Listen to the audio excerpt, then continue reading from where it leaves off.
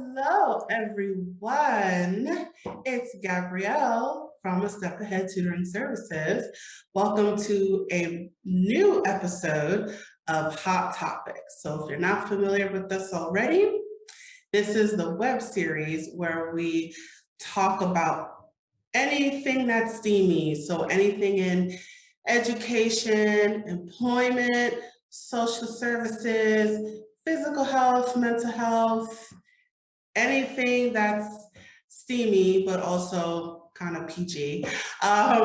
So our hot topic for today is our robots taking our jobs. And I have a guest with me who's going to help me with this discussion. Her name is Amber Hawkins.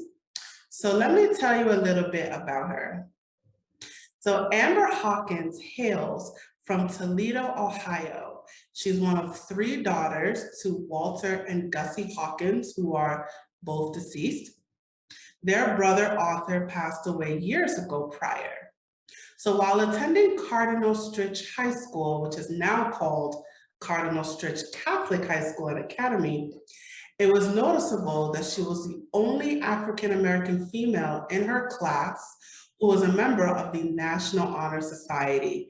All right, fellow National Honor Society alum, awesome.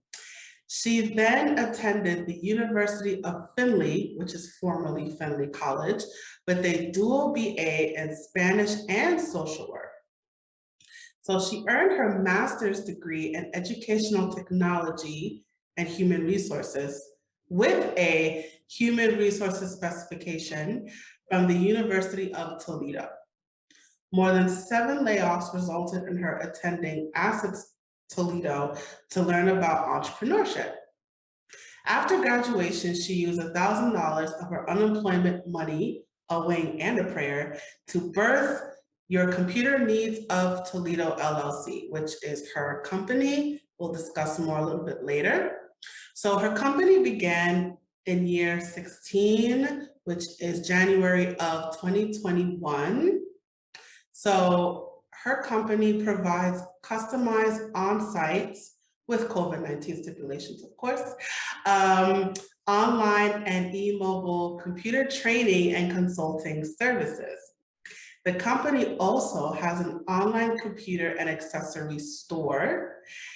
Amber brings over 20 years of computer experience to the table and over 15 years of entrepreneurial experience in order to help fellow entrepreneurs achieve goals and having their businesses more technologically sound. All right, and of course she is the perfect person to talk about this today.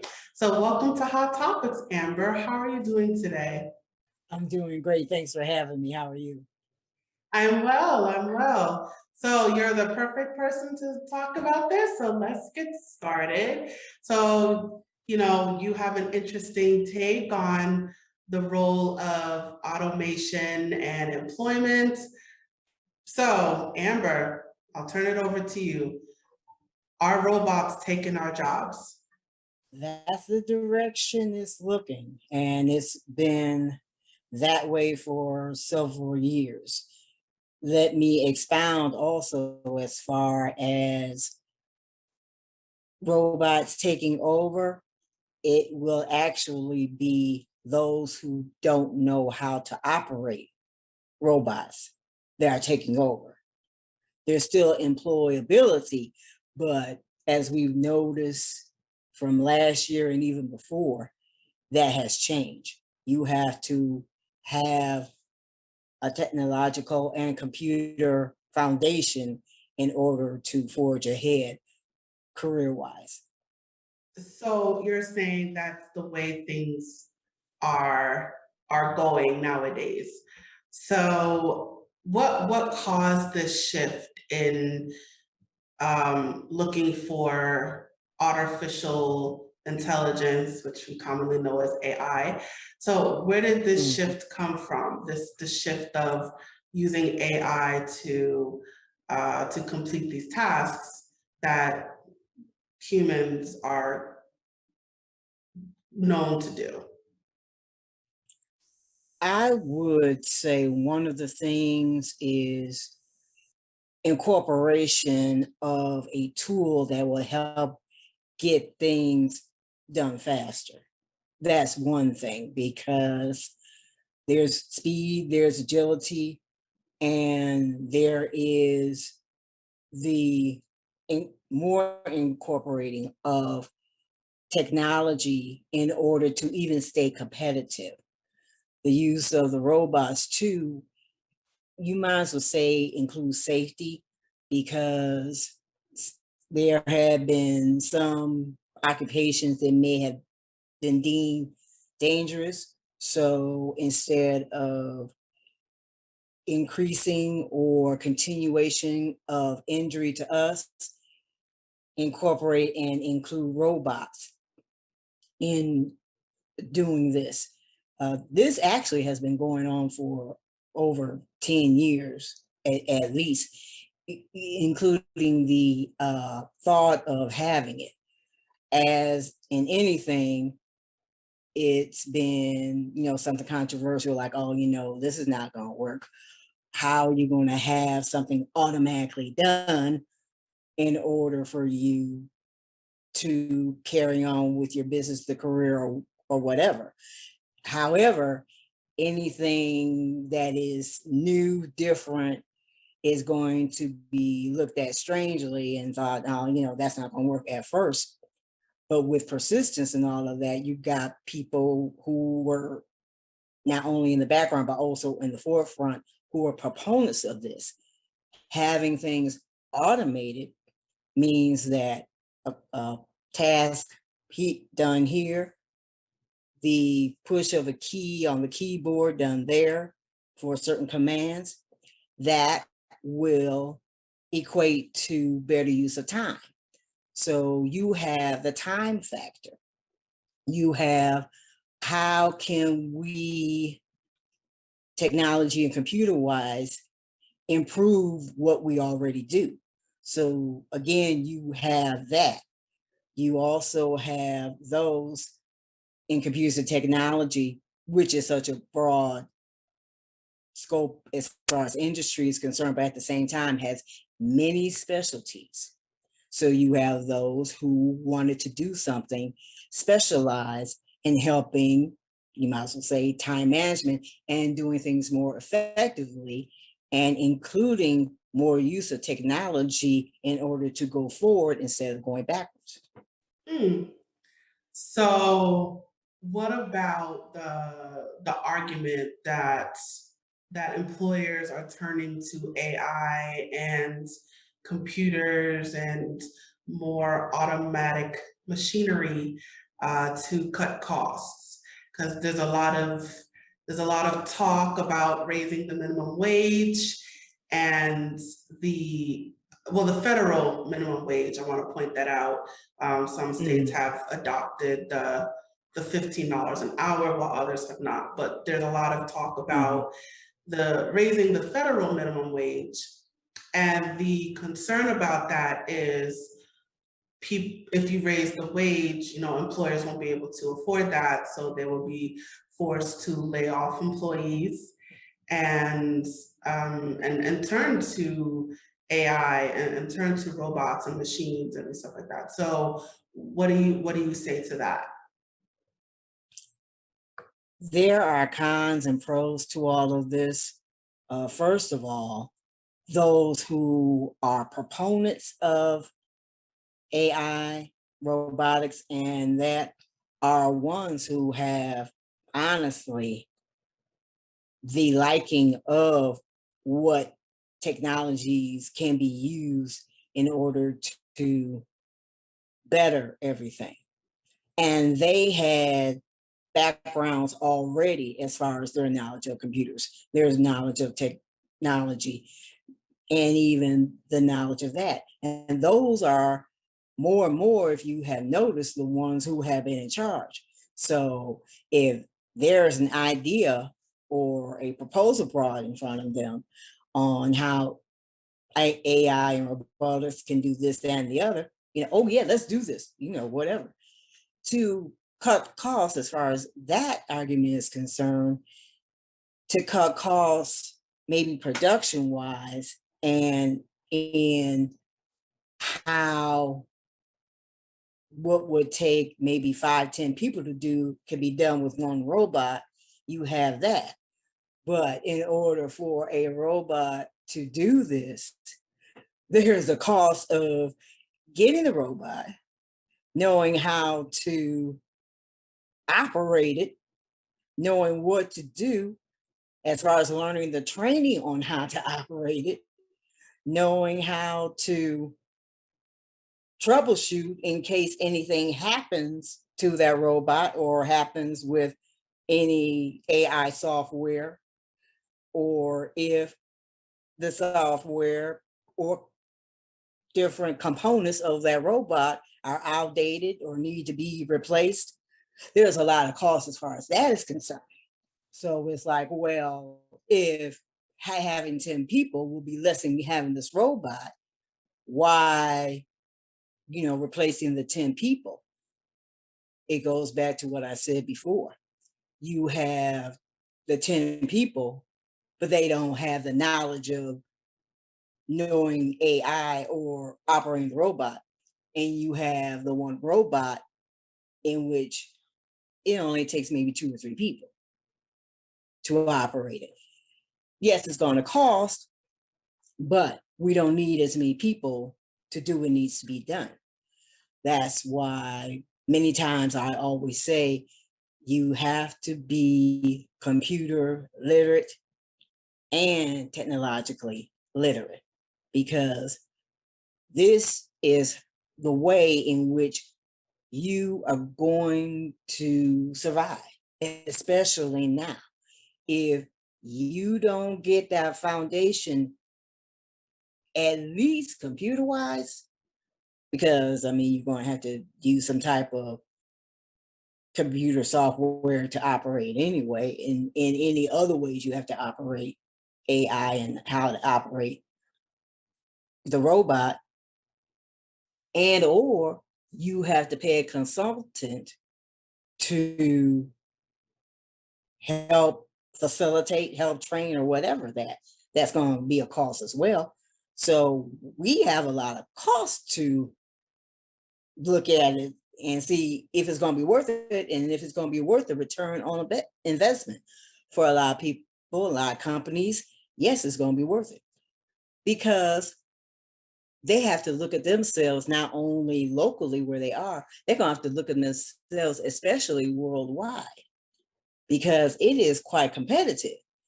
If your competitor is faring off better because of AI and robotics, guess what you're going to have to do in order to stay competitive?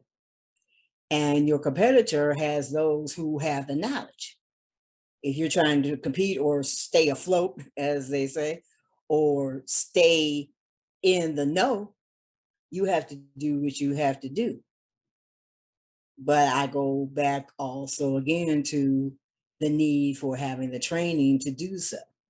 If you don't have the training, that's going to be a disadvantage to you instead of an advantage, which is a lot that I've said that's true, but it's just a summary of what's involved. Can you talk about that a little bit more, about being computer savvy and getting that computer training? Because it seems to be that these jobs that's going to the machines, it tends to be the entry level jobs, things like cleaning and assembling packages, things like that. Not so much like the higher up there. But then I kind of thinking about it now, like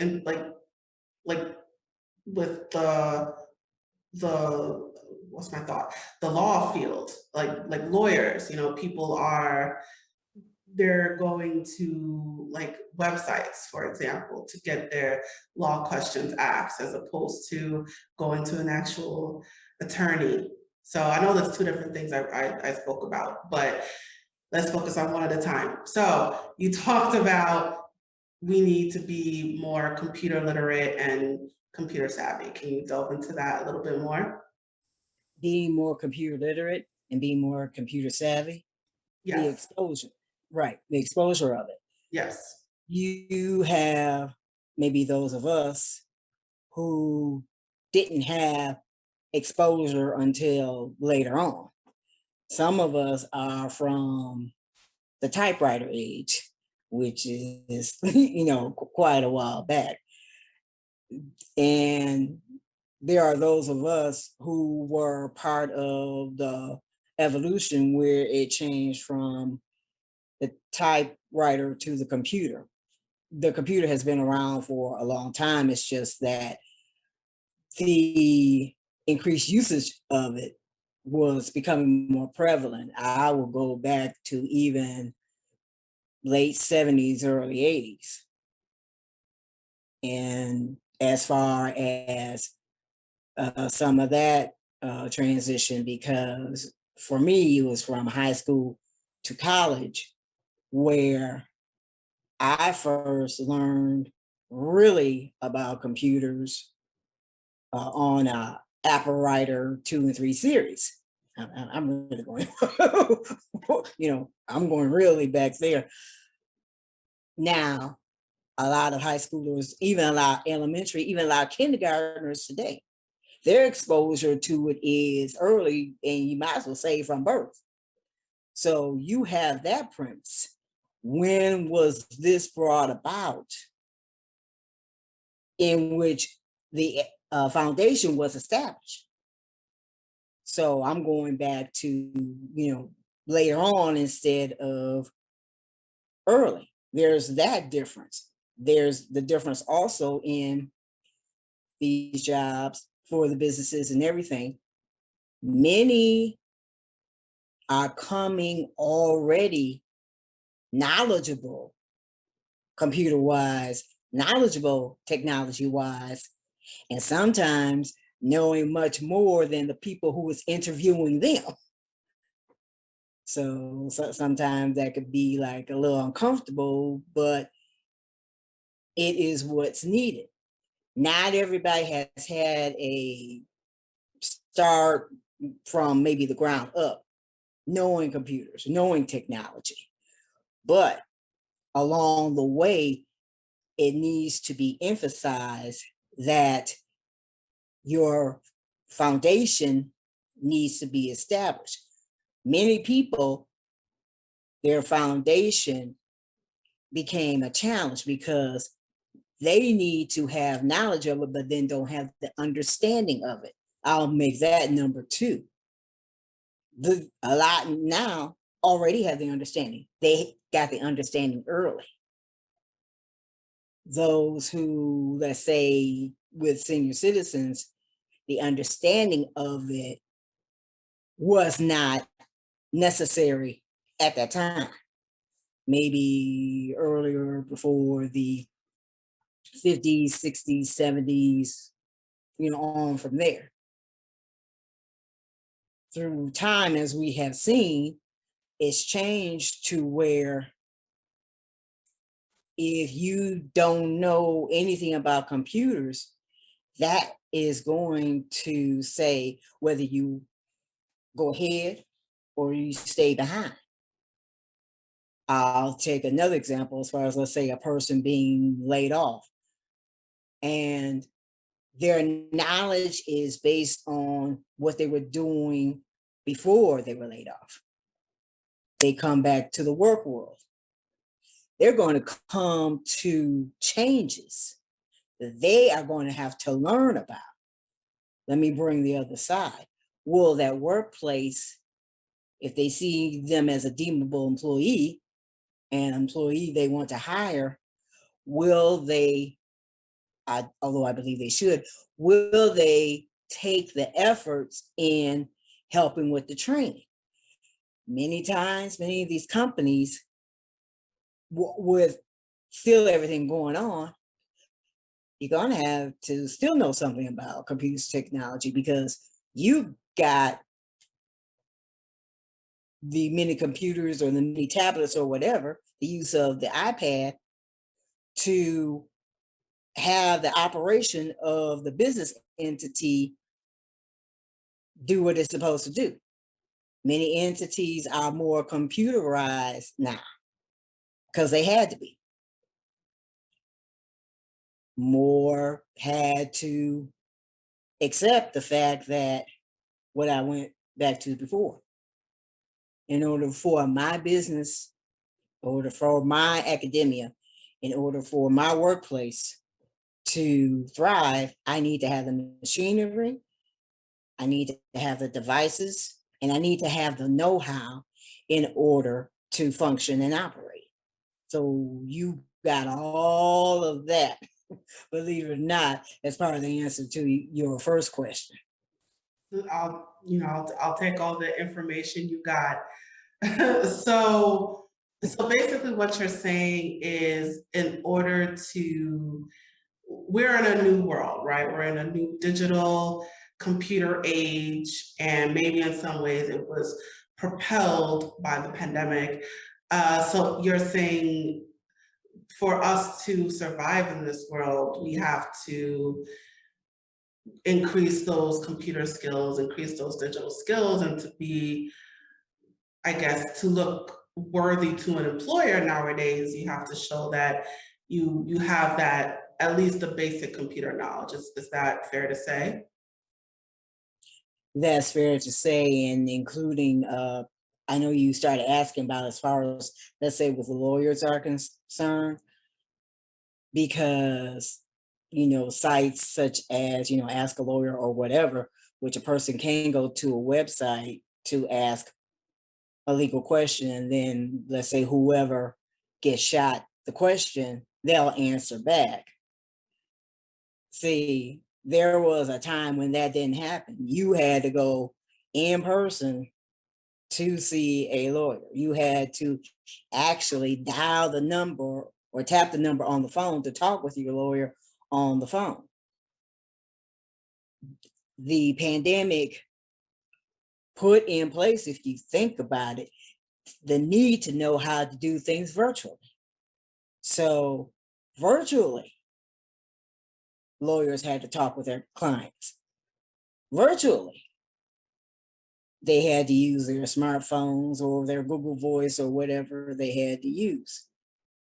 Virtually, they had to have meetings, be using masks in courtrooms, or if the courtroom or the court sessions were all virtual, and needing to get like just in time, which would be like, okay, I don't have time to do a traditional training period. I need to know this now because I still need to function and represent this client or represent this company or, whatever.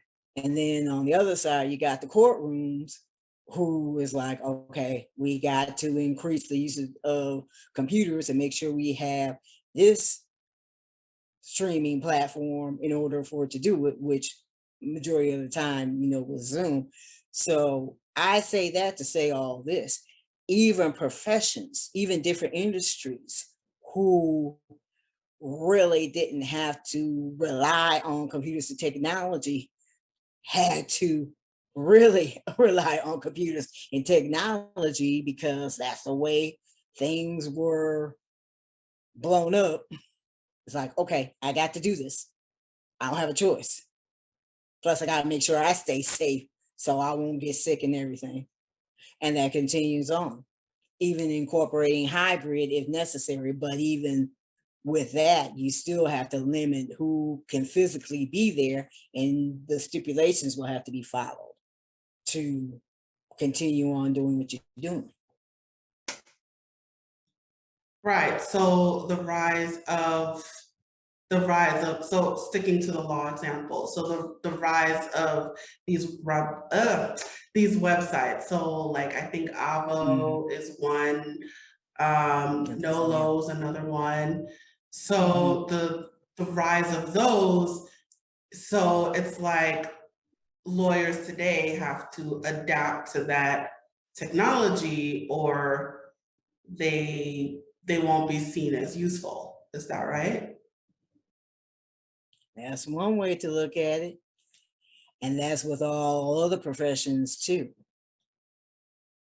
The question mainly when someone is, trying to learn about you.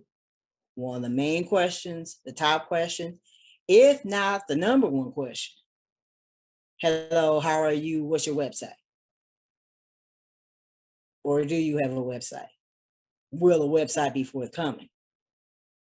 Then you have next although it could be another question, another topic, I'll just mention it as far as making sure there's a web presence of one form or another. Are you on social media? Do you have Facebook? Do you have Twitter? Do you have LinkedIn? At one time, do you have Periscope? Do you have Instagram? Do you have Snapchat? Do you have an app? Do you have a YouTube? Are you available via Zoom? Are you available via WebEx? Are you available, or do you have your own platform? Do you happen to have a voiceover number? I mean, everything on from there is involved and crucial to whether I'll just say entity will still be around or not, or will still be useful, because people are going to go where they can get what they can get. You might as well say computer and technology wise, especially since we're still mobile, not like we're used to, but we're still mobile. And not that we don't use laptops or desktops, but are you really equipped? If I only have my smartphone, are you still reachable?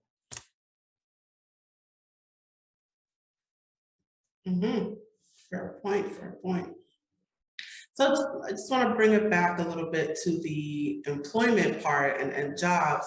So Okay. I'll give an example. So here in New York, we have these toll bridges. So if you're crossing from one state to another, you will cross a toll bridge.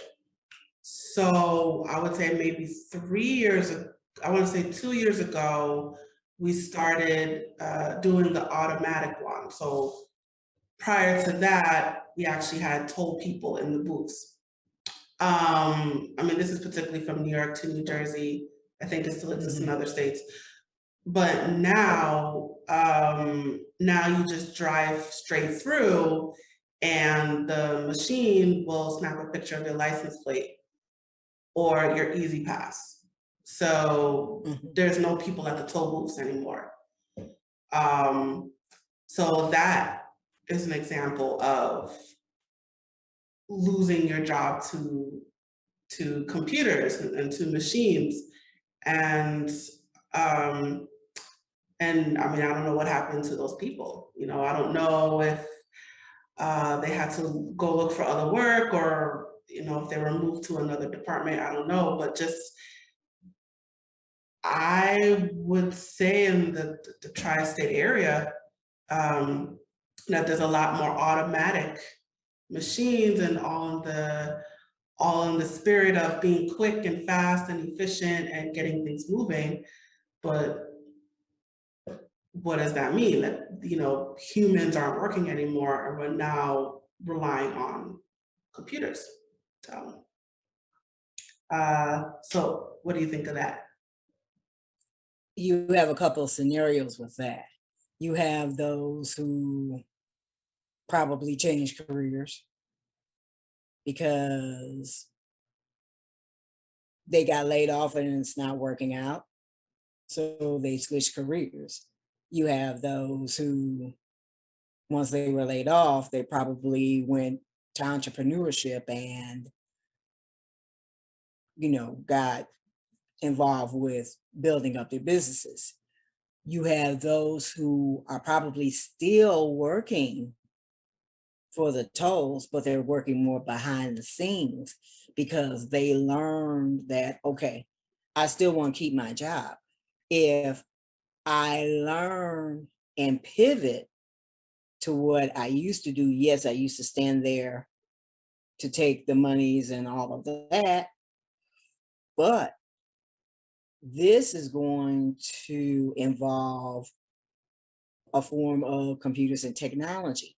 Let me learn this as I'm learning a new skill so that not only will I be able to keep my job, I'll be able to stay longer, function, increase usefulness, and a lot of times the incorporation of computers and technology equaled higher pay. You have that factor in even the midst of what I said before. Is was going in the direction of, and is still, believe it or not, going in the direction of, the more knowledgeable you are computer technology wise, the more you will be gaining income wise. You have all of that in effect. You have those that maybe it was too much for them. They were close to retirement anyway. I'll just go ahead and retire. You have those three scenarios. You also have those who it wasn't implemented everywhere, maybe around that area in New York, New Jersey, wherever else, and anywhere else, Midwest, anywhere else, South, anywhere West, is like, okay, they have this in New Jersey, New York, but they haven't implemented the use of computers yet down in Tampa or Atlanta or Charlotte or whatever. Let me move there and I can continue on, working. But you have all four of those things. But in time, with all the four things I mentioned, guess what followed? Maybe not right away, but guess what followed? All right, there's the easy pass, or if it's called something different anywhere else, the use where you don't see a human being, you see the machinery, or you see the person kind of like how we are, behind the screen.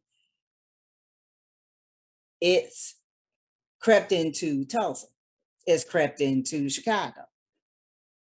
A month or two later, crept into Lincoln, Nebraska. 4 months down the line, it crept to the lower part of California. Although already the upper part of California had it going on before it even got to New York and New Jersey. A year or two ago, Europe was already doing this. Japan was involved in updating their systems with this. So if people think they're going to escape from computers and technology, from AI and from robots, from drones and everything like that, no, you're not going to escape from it. I'm telling you right now, if you try to, I'm sorry. Eventually it's going to catch up, because even if you have some questions about anything anyway, you have to use this format, for instance. You have to make sure that if you still use a landline, not the type of landline in which you once upon a time put your finger in the dial and then the dial thing had to go all around and everything, I'm probably going to get what's she talking about? I went way back, I know, to where your landline has to be a specifically designed phone that can make use of a headset like this in order to make use of your phone, because how things were 20, 30 years ago aren't that way anymore, or hardly that way anymore. Because along the way, you have those that the customer service is only available via email. That's how, or chat, that's how they know how to do it. They wouldn't know 20 years ago how, or 50 years ago, how to operate themselves as far as customer service. you have all those dynamics involved in the answer to your question. Because if they again tried to escape it, it eventually caught up with them. And even going back to your drone example, like why use a photographer when I can just use a drone? You know, like it's, you know, it's as if drones are cheaper than people, then you know, and then people get sick and they get injured as opposed to a drone. Okay, they may get broken here and there, but it's an easy fix. So like like If you know how, right, but if you know how to fix it, it's not an easy fix if you don't know. If you don't know, do you know who to contact to get it fixed? And do you have the budget to make sure you can pay out for it to get fixed? It goes back to this. Yes, why pay a person? Or should the question be, who can we get to make sure that in case anything happens with this drone and there needs to be repair, or the software or the functionalities of it need to be updated or maintained or whatever, can do this? Do we know anybody who can? So my recommendation highly is, you now, even before, you have to be the person that knows this instead of the person who does not know this. Your knowledge of AI, your knowledge of robotics, your knowledge of operating a drone. Currently, drones are used for aerial shots of everything happening with this, with this Hurricane Ida. My thoughts for, all the regions involved for safety and everything. And this is being seen pretty much in real time via everything from, you're looking at TV to, mainly, if you think about it, on social media, to YouTube, to whatever other streaming software or sites or whatever are being used. That's because you have those who know how and what to do with that. You have someone who is managing and maintaining whatever, let's say, news station, social media page. You got people who know how to do that, how to maintain, how to monitor the comments, how to upload the videos, how to edit the videos in case the video requirements are being met, who at the same time know how to do it YouTube and add the special effects and all of that. I'm going kind of fast, I know, but you have to these days operate like that, to making sure that however you need to operate the drone to show live this aerial footage, you gotta know that. and that's a fair point. And I don't think you can really avoid cost if you're using a drone to cut costs, because I mean, yeah, there's the repair, there's the maintenance, and then I believe drones need internet connection, which you need to be able to pay for that. So, you know, if it's one drone, then it's two drones, and it's three drones, and then that's more internet. So, and then you can't have too much on the internet, or else it slows down. And so it's, I mean, the employers, they think they're cutting costs by turning to AI and machines and computers, but they're just using it up in other ways. And eventually, like you said, it's going to catch up.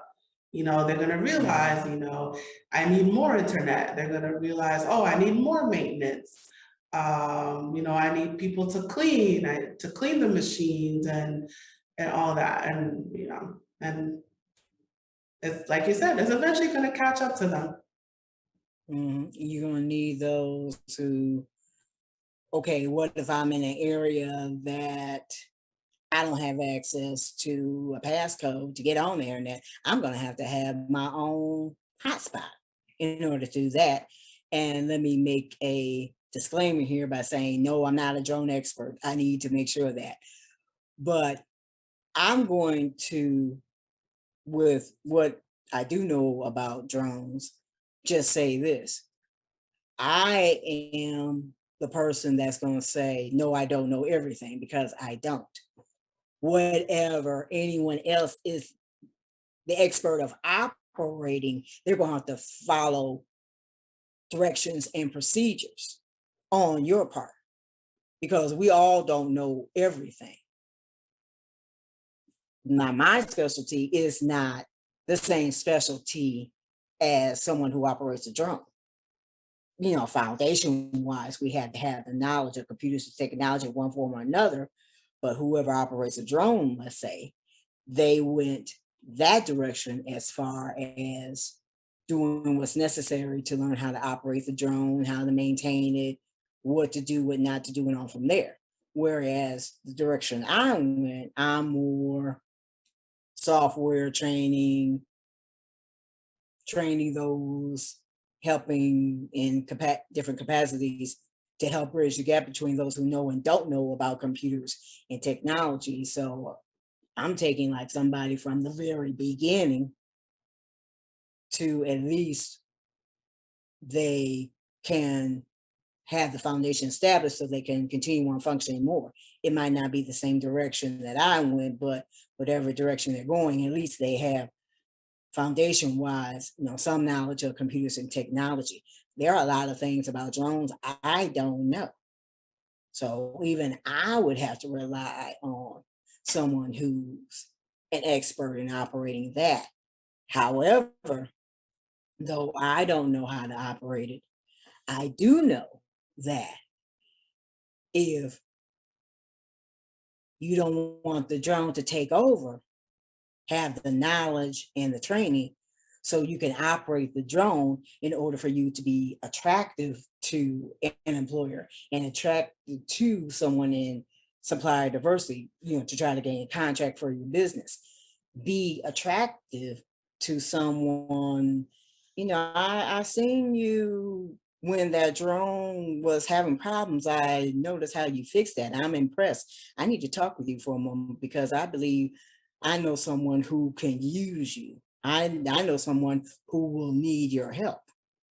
And anybody who operates a drone, anybody who knows about robotics, anybody who can help a company become more automated with AI, they're going to get paid a pretty penny because they position themselves to know how to do it. I'll say it again. If you don't know how to do it, you're not going to be in the running. I don't mean to be mean, but that's how things are nowadays. That's okay. Be as mean as you want. That's the purpose of this web series is to be steamy. Yes, ma'am. All right. I'll make sure to do that. Yes. Yeah, and even, I mean, drones was just the example. We don't know everything about drones, but even something as simple as McDonald's. I think in the past 2 or 3 years, they started putting up those machines inside the McDonald's. The kiosk. Yeah, the kiosks. And which is a lot easier for me, which is awesome. I love the kiosks, but then it's like eventually, you know, was to stop McDonald's from just doing all kiosks and getting rid of the, you know, getting rid of the counter people altogether. And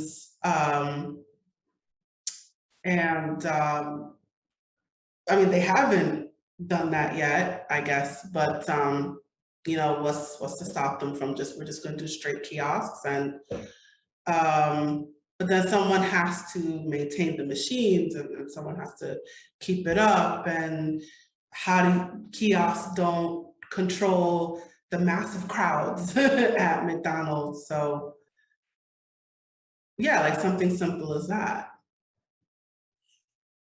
Yeah, something simple as that actually isn't something so simple. I'll let you know why. It There are, believe it or not, a great number of locations where it's like mainly kiosks. Where are the people? Are there any people? Are there anybody's there? Yes, they are. Those are the bodies that have been trained to know how to take care of the kiosk basic functionality in case anything happens. Now, if there are problems where it's more outside the realm of any employee at McDonald's, they'll have to contract out with whoever can fix those machines. But overall, the ones who are there are the ones who are more computer and technologically sound, more computer and technologically knowledgeable, more computer and technology capable to do what needs to be done. Though that's who's there. Those that know. Who's not there for whatever reason outside of computers and technology. There are many factors. Due to time, I'm not going to expound to all of that because yes, there's a lot that could be involved on why a person's not there.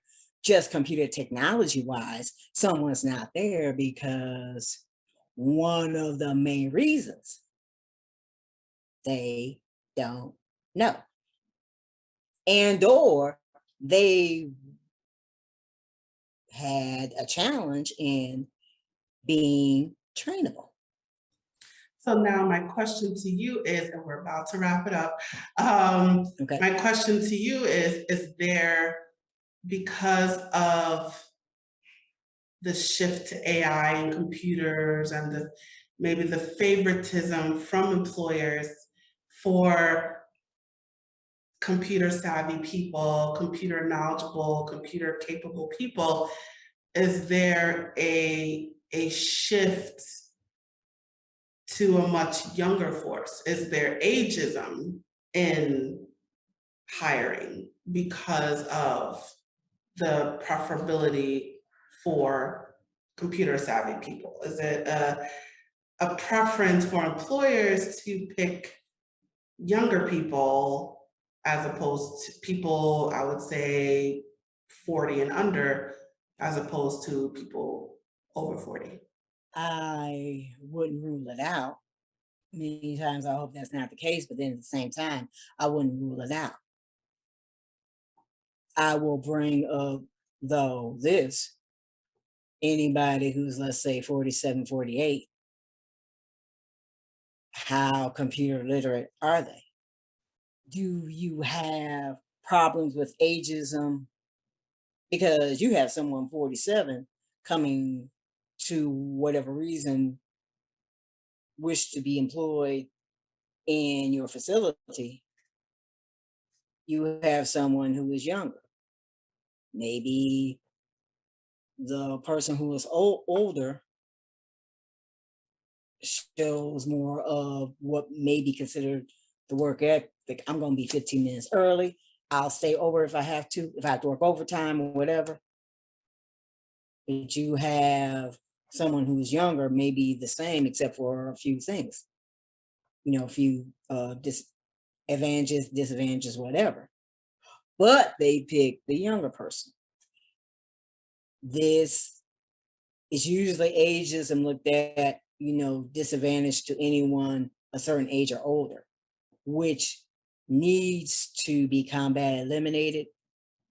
Many times they don't talk about the ageism going the reverse because sometimes it could be favoritism or doing a favor for someone. You have that dynamic too. And you have many other dynamics and not so point A, point B, point C area, things going on. But I'll conclude by saying capability is going to equate to what you know. Should there be this thing with ageism? No, there shouldn't be. However, as I said before, as an example I've used, the 47-year-old person now didn't really have to have foundation established computer technology wise, because this person was coming in 18 or 20 came foundation wise computer technology savvy already. There goes also the time in the training. Can this person learn the training quickly? Because it might take a long time ago, it may take a minimum of a week, 2 weeks of training, and then onward to your job. It may take 1 or 2 days and then onward to what you gotta do. Maybe this 47-year-old person may not adjust as fast as someone who is 18, 19, or straight from high school. But then again, you could be wrong. Then again, it could be vice versa. It's a lot, honestly, it's a lot.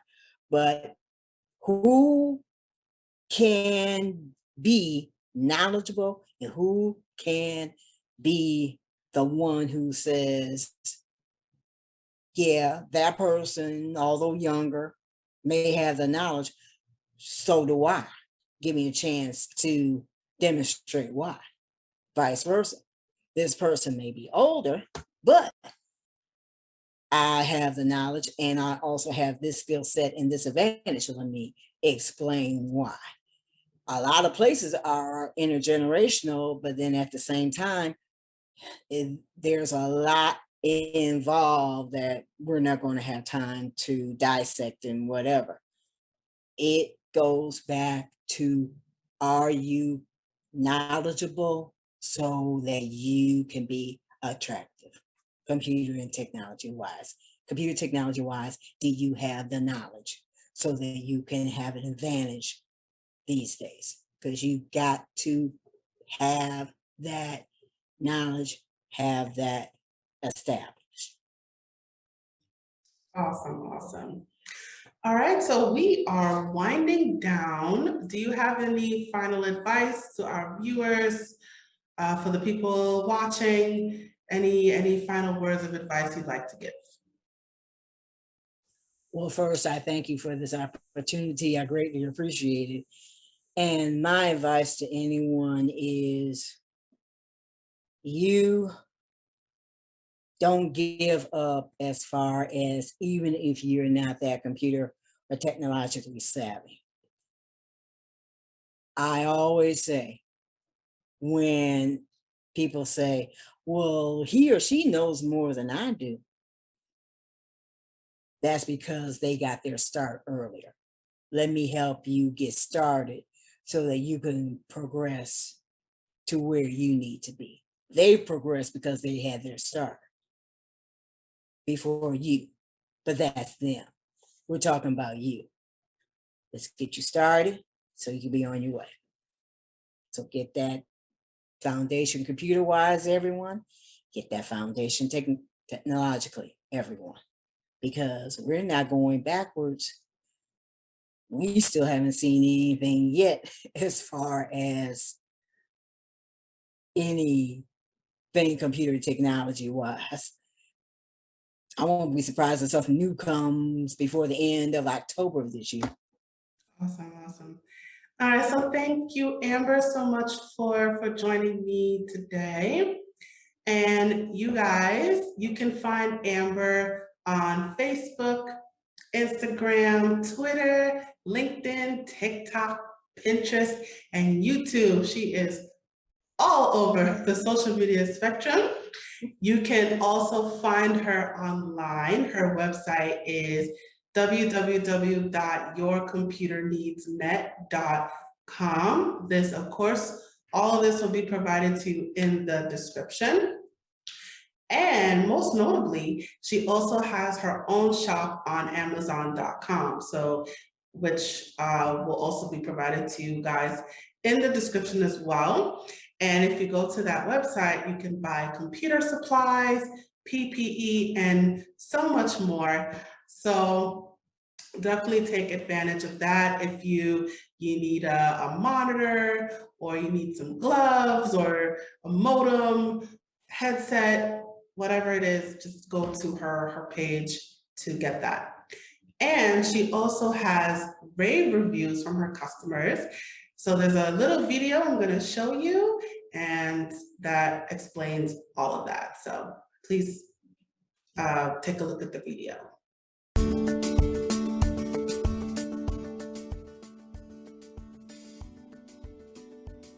We just received a glowing review from someone who's thrilled about our top-notch 5-star service.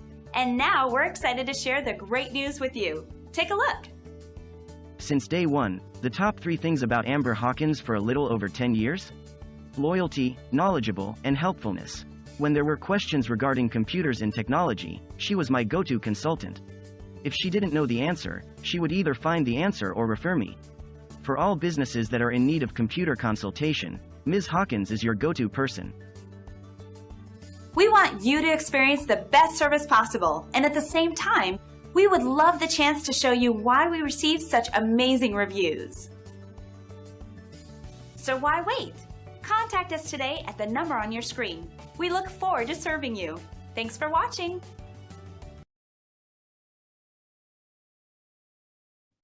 And that concludes our episode for today. Thank you so much for joining us. Please check out our YouTube channel for more videos and clips. And don't forget to like, share, and subscribe. You can also find us at Step Ahead Tutoring Services. We are also all over the social media spectrum. Well, almost. We're on Facebook, Instagram, Twitter, Eventbrite, and WhatsApp. So definitely check us out. And if you would like to learn more about our services and workshops, you can visit us online at www.astepaheadtutoringservices.com.